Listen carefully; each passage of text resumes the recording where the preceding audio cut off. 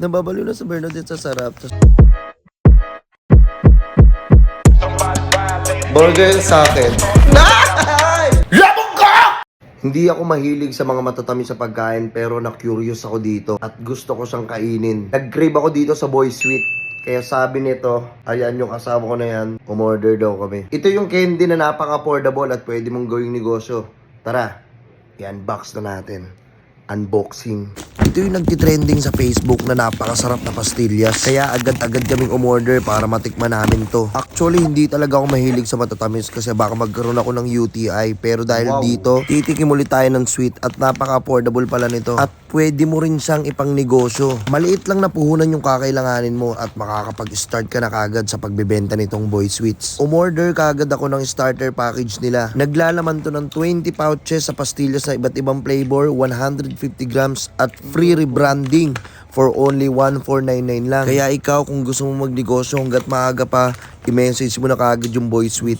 Napakabilis nilang mag-reply. To my honest review, napakasarap ng pastillas ng Boy Sweets. Nanunuot yung kada flavor nila habang kinakain mo siya. Ang sarap lang sa dila. Kaya tuwan-tuwa dito sa Bernadette. Kaya kung ako sa'yo, umorder ka na at tikman mo na to. Huwag ka na mainggit sa akin, ha? Uulitin ko lang, hindi mo kailangan ng malaking puhunan para makapag-start ka ng negosyo. Siyempre, hindi ko kayang ubusin yan kaya tutulungan ako ni JJ kung masarap daw. At siyempre, sinubukan ko yung ate ko. Titignan ko kung masarap ba talaga ate. Okay ba?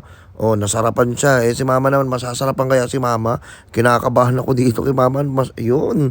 Masarap ba ma? Oy, good oh.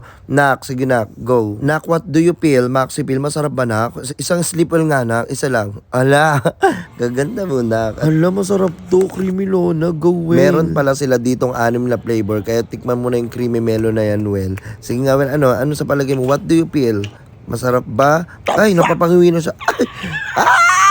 Nababaliw na sa Bernadette sa sarap. Tapos titikban din natin tong how-how. Ipapakita ko sa inyo kung ilan yung flavor nila para maloka kayo. Sige well, tikman mo na muna yung how-how na flavor nila. Ayun o, tingnan mo yung pastillas na yan. Matamis na, mas lalo pa nilang pinasarap. Ito nga pala yung mga flavor nila. Merong mango grahams, how-how, milky ube, chocolala, creamy lona, tapos tong pochi berry. Napakadami yan eh. For only 1499, magkakaroon ka na kaagad ng negosyo. Kaya ano pang inaantay mo, mag-message ka na sa Facebook page nila. Burger ka sa akin.